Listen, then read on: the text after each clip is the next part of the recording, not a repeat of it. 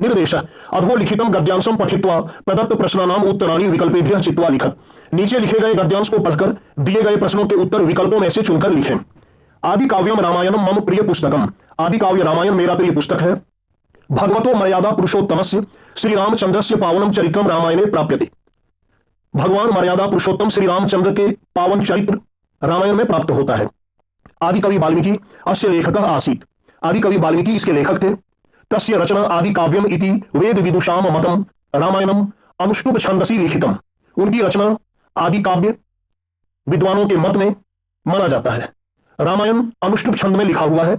रामायणे श्लोक संख्या चतुर्विंशति सहस्रम वर्तते। रामायण में श्लोकों की संख्या 24,000 है।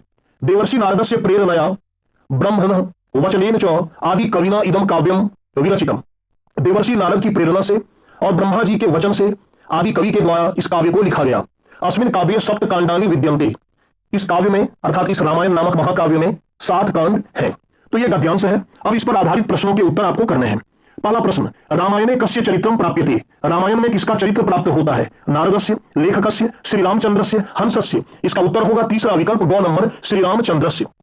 दूसरा प्रश्न, रामायणस्य लेखकः कः आसीत्। रामायण के लेखक कौन थे? रविंद्र, साकेतः, तुलसीदासः, वाल्मीकि। इसका उत्तर होगा चौथा विकल्प घ नंबर वाल्मीकि। तीसरा प्रश्न, रामायणम कस्मिन् छंदसि लिखितम। रामायण किस छंद में लिखा गया है? अनुष्टुप, इंद्रवज्रा, शार्दूल विक्रीडितम, वंशस्थ। इसका उत्तर होगा पहला विकल्प क नंबर अनुष्टुप। चौथा प्रश्न, रचनाकार इति पदस्य किम पर्यायवाची पदम अत्र प्रयुक्तम। रचनाकार इस पद का क्या पर्यायवाची पद यहां प्रयुक्त हुआ है? अर्थात इस गद्यांश में रचनाकार का पर्यायवाची पद क्या प्रयुक्त हुआ है? कवि, लेखक, रचयिता, ग्रंथकार। इसका उत्तर होगा दूसरा विकल्प ख नंबर लेखक। पांचवा प्रश्न, छंदसी इति पदे का विभक्ति अस्ति। छंदसी इस पद में कौन सी विभक्ति है? सप्तमी, षष्ठी, पंचमी, चतुर्थी। तो इसका उत्तर होगा पहला विकल्प क नंबर सप्तमी। खंड ख, पठित अवबोधनम। इसमें आपकी पाठ्य पुस्तक से प्रश्न है। देखिए निर्देश, अधोलिखितानाम प्रश्नानाम उत्तराणि विकल्पेभ्यः चित्वा लिखत। नीचे लिखे गए प्रश्नों के उत्तर विकल्पों में से चुनकर लिखें। छठा प्रश्न, कवि वीणा पाणिम किम वादयितुम कथयति। कवि वीणा पाणी को अर्थात सरस्वती को क्या बजाने के लिए कहते हैं? वंशिम, वीणाम, ढोलकम, करतालम। इसका उत्तर होगा दूसरा विकल्प ख नंबर वीणाम। सातवां प्रश्न, वसंते की दृशाह रसालाह लसंती।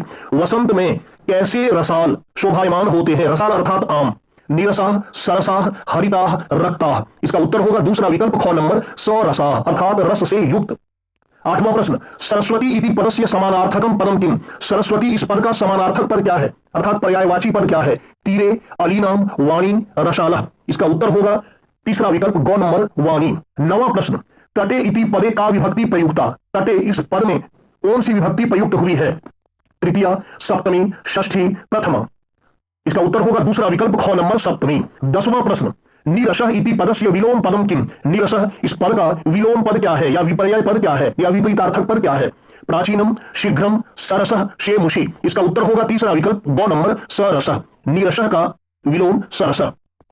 11वां प्रश्न, बालिकया पूर्वम किम न दृष्टम आसीत। लड़की के द्वारा पहले क्या नहीं देखा गया था?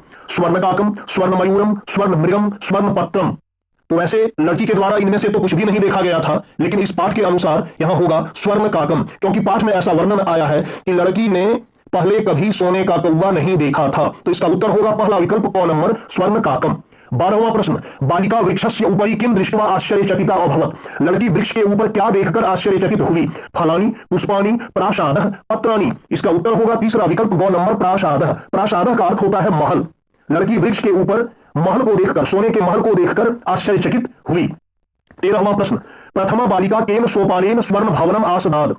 पहली लड़की किस सोपान से, किस सीढ़ी से स्वर्ण भवन में आई या स्वर्ण भवन में पहुंची?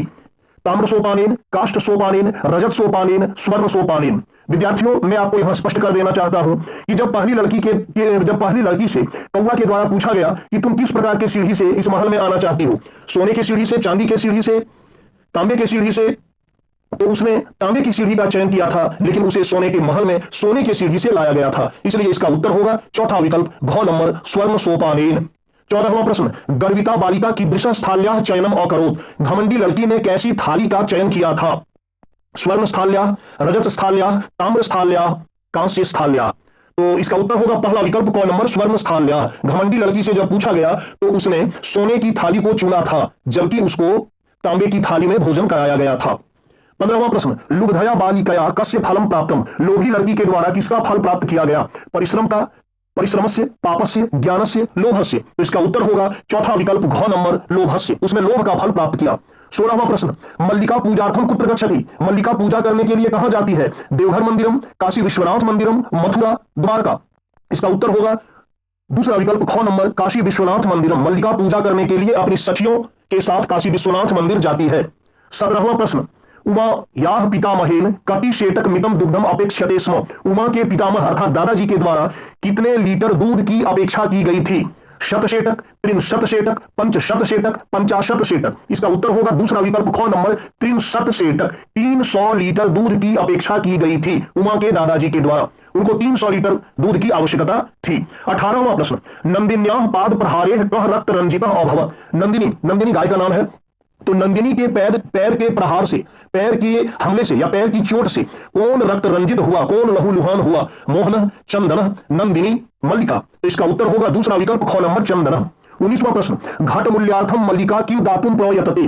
घड़े के मूल्य के लिए मल्लिका क्या देने का प्रयत्न करती है? रूप्यकाणि, धान्यम, स्वाभूषणम, न किंचिदपि। तो इसका उत्तर होगा तीसरा विकल्प ग नंबर स्वाभूषणम। मल्लिका जब अपने पति के साथ कुम्हार के यहां बर्तन लाने के लिए जाती है तो बर्तन घड़े के मूल्य के बदले वह अपना आभूषण, अपने गहनों को देना चाहती है, इसलिए इसका उत्तर होगा तीसरा विकल्प ग नंबर स्वाभूषणम। 20वां प्रश्न, धेनो नाम किम आसीत। गाय का नाम क्या था? कामधेनु, नंदिनी, मल्लिका, सुरभि। तो इसका उत्तर होगा दूसरा विकल्प ख नंबर नंदिनी। अब तीसरा खंड अनुप्रयुक्त व्याकरणम, इसमें व्याकरण पर आधारित प्रश्न पूछे गए हैं। निर्देश दिया गया है अधोलिखितेषु वर्णेषु पदेषु वर्ण संयोजनम वर्ण वियोजनम व प्रदत्त विकल्पेभ्यः उचितम विकल्पम चित्वा लिखत। नीचे लिखे गए वर्णों में से या पदों में से वर्ण संयोजन या वर्ण वियोजन दिए गए विकल्पों में से सही विकल्प को चुनकर लिखें। इसका सही वर्ण संयोजन या वर्ण वियोजन क्या होगा? विकल्पों में से चुनकर लिखना है। 21वां प्रश्न, प हलंत जोड़ आ, ठ हलंत जोड़ अ, श हलंत जोड़ आ, ल हलंत जोड़ आ। अब विकल्प को देखिए, पाठशाला, पाठशाला, पठशाला, पीठशाला। तो इसका उत्तर होगा पहला विकल्प क नंबर पाठशाला। 22वां प्रश्न, क हलंत जोड़ श हलंत जोड़ अ, त हलंत जोड़ र हलंत जोड़ ई, य हलंत जोड़ अ। क्षत्रिय, क्षत्रिय, क्षत्रिय, क्षात्रिय। सुनने में बहुत ज्यादा अंतर नहीं लगता है, लेकिन यहां सही इसका उत्तर होगा तीसरा विकल्प ग नंबर क्षत्रिय। 23वां प्रश्न, आशीर्वाद, इसका सही वर्ण विन्यास चुनना है। तो आशीर्वाद का सही वर्ण विन्यास यहां देखिए विकल्प में अलग अलग दिया है, इसमें से सही होगा तीसरा विकल्प ग नंबर आ जोड़ श हलंत जोड़ ई, र हलंत जोड़ व हलंत जोड़ आ जोड़ द हलंत जोड़ अ। तीसरा विकल्प ग नंबर सही होगा। 24वां प्रश्न, राष्ट्रीयता, इसका भी सही वर्ण विन्यास चुनना है। तो राष्ट्रीयता का सही वर्ण विन्यास होगा पहला विकल्प क नंबर र हलंत जोड़ आ, श हलंत जोड़ ट हलंत जोड़ र हलंत जोड़ ई जोड़ य हलंत जोड़ अ जोड़ त हलंत जोड़ आ, राष्ट्रीयता। 25वां प्रश्न, क हलंत जोड़ श हलंत जोड़ अ जोड़ म हलंत जोड़ आ। विकल्प में है कशमा, क्षमा, क्षमा, कश क्षमा। देखिए दूसरा और तीसरा विकल्प सुनने में एक जैसा लगता है, लेकिन दोनों में अंतर है। एक में है छ और एक में है क्ष, दोनों में अंतर है। सही उत्तर होगा तीसरा विकल्प ग नंबर क्षमा। 26वां प्रश्न, इसके पहले निर्देश है अधोलिखितानाम रेखांकित पदानाम संधिम विच्छेदम व विकल्पेभ्यः चित्वा लिखत। नीचे लिखे गए रेखांकित पदों में संधि या संधि विच्छेद विकल्पों में से चुनकर लिखिए। तो हम यथोचितम प्रयासम कुरु, यहां रेखांकित पद है यथोचितम। इसका विकल्प देखिए यथा जोड़ उचितम, यथो जोड़ चितम, यथोचित जोड़ मो, य जोड़ थोचितम। इसका पहला विकल्प क नंबर सही होगा यथा जोड़ उचितम। 27वां प्रश्न, शारदा सर्वदा अस्माकं सन्निधिम वसेत। रेखांकित पद है सन्निधिम, अर्थात सन्निधिम का संधि विच्छेद करना है। सत जोड़ निधिम, सन जोड़ निधिम, सन्नी जोड़ धिम, सतनी जोड़ धिम। इसका उत्तर होगा पहला विकल्प क नंबर सत जोड़ निधिम। 28वां प्रश्न, हरिम जोड़ वंदे, यही रेखांकित है और इतना ही दिया गया है। हर वंदे, हरिम वंदे, हरि वंदे, हरा वंदे। इसका उत्तर होगा दूसरा विकल्प ख नंबर हरिम वंदे। 29वां प्रश्न, मुनये नमः, इसमें रेखांकित पद है मुनये, अर्थात मुनये का संधि विच्छेद करना है। देखिए विकल्प को, मुनि जोड़ ए, मुन जोड़ नये, मुनौ जोड़ ए, मुने जोड़ ए। तो इसका होगा मुने जोड़ ए, चौथा विकल्प घ नंबर। 30वां प्रश्न, शिवास्ते संतु पंथान, रेखांकित पद है शिवास्ते। विकल्प में है शिव जोड़ आस्ते, शिवाह जोड़ आस्ते, शिवाह जोड़ ते, शी जोड़ वास्ते। इसका सही उत्तर होगा तीसरा विकल्प ग नंबर शिवाह जोड़ ते। निर्देश दिया गया है कि अधोलिखितानाम शब्द रूपानाम धातु रूपानाम उचित रूपाणी विकल्पेभ्यः चित्वा लिखत। नीचे लिखे गए शब्द रूपों या धातु रूपों के उचित रूप विकल्पों में से चुनकर लिखें। 31वां प्रश्न, बालक इति शब्दस्य तृतीया एक वचने किम रूपम भविष्यति। बालक इस शब्द रूप का तृतीया एक वचन में क्या रूप होगा। बालकेन, फिर है बालकेन, लेकिन दोनों में अंतर है, एक में हलंत लगा है, दूसरे में नहीं लगा है। तीसरा विकल्प में मूर्धन्य नो का प्रयोग है बालकेन, और चौथा विकल्प है बालकाय। तो यहां सही उत्तर होगा दूसरा विकल्प ख नंबर बालकेन। 32वां प्रश्न, रमा इति शब्दस्य द्वितीया एक वचने किम रूपम भविष्यति। रमा इस शब्द के द्वितीया एक वचन में क्या रूप होगा। रमा, रमाम, रमे, रमया। इसका सही उत्तर होगा दूसरा विकल्प ख नंबर रमाम। 33वां प्रश्न, मुनि इति शब्दस्य तृतीया एक वचने किम रूपम भविष्यति। मुनि इस शब्द के तृतीया एक वचन में क्या रूप होगा। मुन्या, मुनिना, मुनये, मुनिम। इसका उत्तर होगा दूसरा विकल्प ख नंबर मुनिना। 34वां प्रश्न, पठ धातु परस्मैपदी लट लकारे प्रथम पुरुष बहुवचने किम रूपम भविष्यति। पठ धातु परस्मैपदी लट लकार अर्थात वर्तमान काल प्रथम पुरुष बहुवचन में क्या रूप होगा। तो पठ धातु का रूप चलता है पठती, पठता, पठंती। वैसे विकल्प को देखिए, पठस्ती, पठसी, पठंती, पठामह। यहां पूछा प्रथम पुरुष बहुवचन, इसलिए होगा पठंती, तीसरा विकल्प गौ नंबर।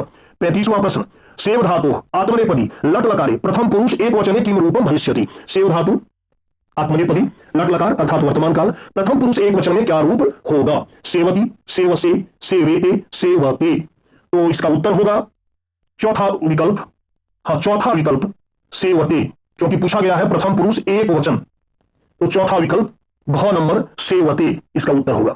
निर्देश दिया गया है अधोलिखितानाम रेखांकित पदानाम प्रकृति प्रत्ययम संयोज्य विभज्य व उचितम उत्तरम विकल्पेभ्यः चित्वा लिखत। नीचे लिखे गए रेखांकित पदों के प्रकृति प्रत्यय जोड़कर या अलग कर उचित उत्तर को विकल्पों में से चुनकर लिखें। मोहनः जलम पातुम इच्छति। इसमें रेखांकित पद है पातुम, विकल्प में है पाजोड़ कत्वा, पिब जोड़ तुमुन, पातु जोड़ मौ, पाजोड़ तुमुन। तो इसका उत्तर होगा चौथा विकल्प घ नंबर पाजोड़ तुमुन। 37वां प्रश्न, सह पठजोड़ कत्वा गृहम गमिष्यति। रेखांकित पद है पठजोड़ कत्वा, पाठयित्वा, पाठित्वा, पठित्वा, पठितुम। तो इसका उत्तर होगा तीसरा विकल्प गौ नंबर पठित्वा। 38वां प्रश्न, सीता पुस्तकानि आ जोड़ नी जोड़ ल्यप पठति। आगत्य, आदाय, आनीत्वा, आनीय। इसका उत्तर होगा चौथा विकल्प घ नंबर आनीय। 39वां प्रश्न, हसंती बालिका अवदत। इसमें रेखांकित पद है हसंती, विकल्प में है हस जोड़ तुमुन, हस जोड़ शानच, हस जोड़ सत्री, हस जोड़ कत्वा। इसका उत्तर होगा तीसरा विकल्प गौ नंबर हस जोड़ सत्री। 40वां प्रश्न, मोहनः रामायणम पठितवान। इसमें रेखांकित पद है पठितवान, विकल्प में है पठ जोड़ क्तव, पठ जोड़ क्तवतु, पठ जोड़ सत्री, पठ जोड़ सानच। इसका उत्तर होगा पठ जोड़ कतवतु, दूसरा विकल्प ख नंबर।